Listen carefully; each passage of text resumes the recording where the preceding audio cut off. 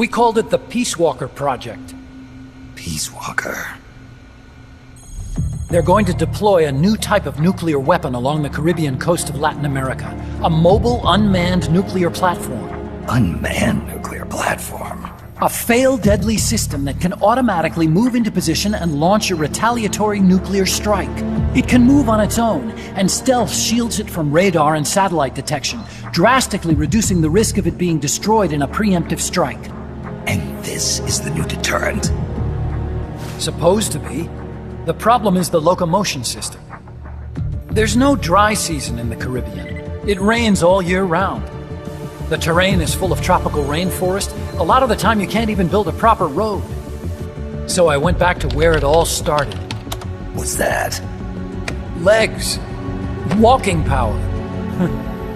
A mobile launcher carrying a thermonuclear warhead even more powerful than the Soviet RDS-220s. That's Peace Walker. Chico's Basilisco. We did the assembly and field testing here. A walking nuke. I sort of borrowed the original idea from behind the Iron Curtain. The missing link between infantry and artillery. Metal Gear. Metal Gear. But they'd actually need to deploy dozens of them. Coldman needs funding for that. And to get it, he's planning a test, which will also serve as a demonstration for the folks back at Langley. Wait, he's launching a nuke to prove that his perfect deterrent works? In his words, to prove that if someone attacks us, we will strike back. Put simply, nuclear deterrence is the idea of using nukes to keep nukes in check. If one side launches nuclear weapons, the other is sure to launch theirs in retaliation, which makes launching an act of suicide. In the end, neither side can use its nukes. It's thanks to this doctrine that the world's two superpowers have avoided all-out confrontation. Nuclear deterrence has brought us peace. At the very least, it's prevented another world war from breaking out. But the theory of nuclear deterrence exists only on paper. In reality, there's no guarantee that either side would follow through with retaliation. There's the chance that a preemptive strike could destroy all the missile bases, render them unable to retaliate. But the biggest flaw in the theory is that the decision to retaliate has to be made by human beings. Let me give you a real-world example. Let's say Country X launches first against Country Y. If the people in charge of Country Y are like you and me, they're not going to be able to retaliate, knowing that they're effectively ending all human life. So then the weak link in nuclear deterrence theory is the uncertainty of retaliation. Bingo. And that creates a loophole Country X can exploit to launch the first strike. Which is why we designed the system to be unmanned. With Peace Walker, retaliation is certain. It chooses the appropriate target and launches a retaliatory nuclear strike, every time, without needing human input to make the call. Launching a nuclear strike against Peace Walker is tantamount to pushing the launch button against yourself.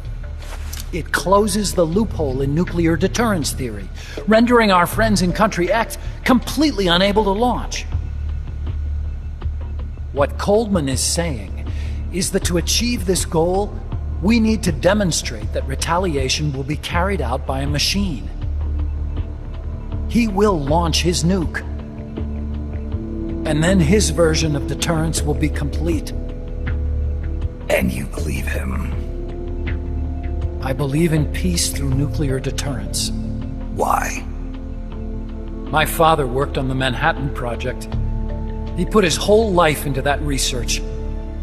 And all it created was this illusion of peace called deterrence. And then I was born, unable to walk. I had no choice but to face up to the nukes. But if they do end up launching, it'll all have been for nothing.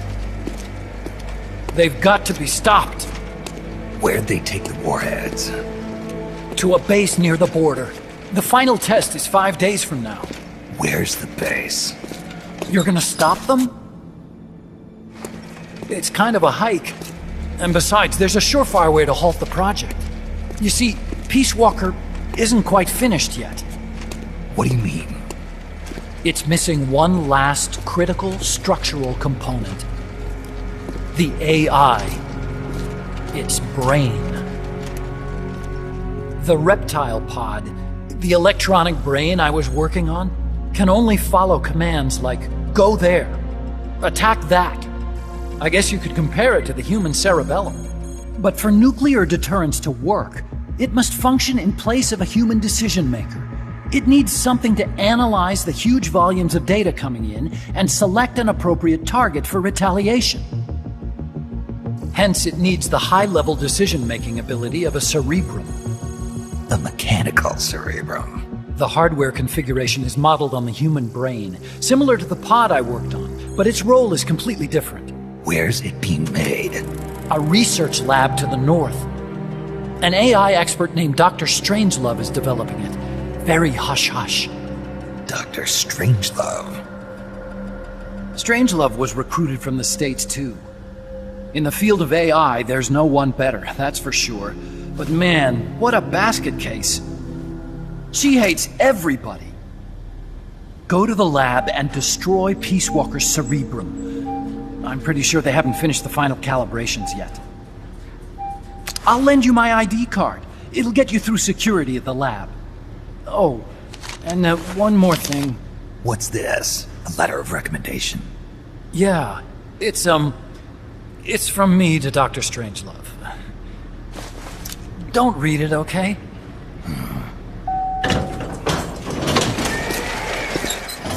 So what will you do now? I'm done with science. At this rate, I'm probably already halfway to hell anyway. Not so fast. Why not join us? Our place is outer heaven. You'd fit right in. Outer heaven? Yeah.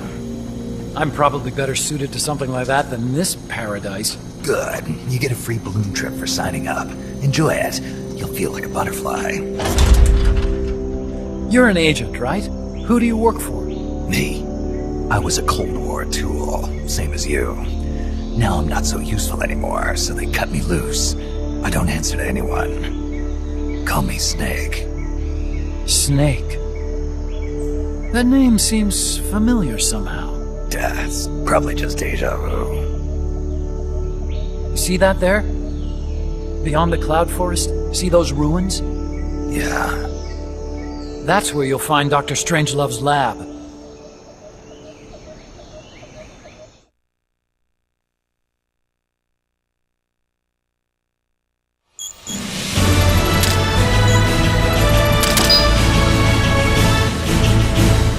Snake, the doctor's safe here with us. Huey, how are you feeling? Never better. This is quite the pad you've got here, boss. I'm impressed. Call me Snake. Whatever you say. Like it or not, everyone here calls you boss. By the way, if you're at all interested in improving your tech, by all means assign me to the R&D section. I'm pretty sure I'll be of some use. Once we have the necessary materials and blueprints, we can start work on that bipedal mech. I appreciate that, but are you sure you're okay with having your work used for war? I'll be using it to keep past mistakes in check. If I can help thwart the Peace Walker project, I'm happy to do it. Deterrence theory, Huey style, huh? Anyway, if you need any intel on the enemy's weapons or electronic brains, contact me. I've been given my own frequency. Sounds good to me, Doc. I'll do that. Good. Whatever the means, you must put a stop to their plans.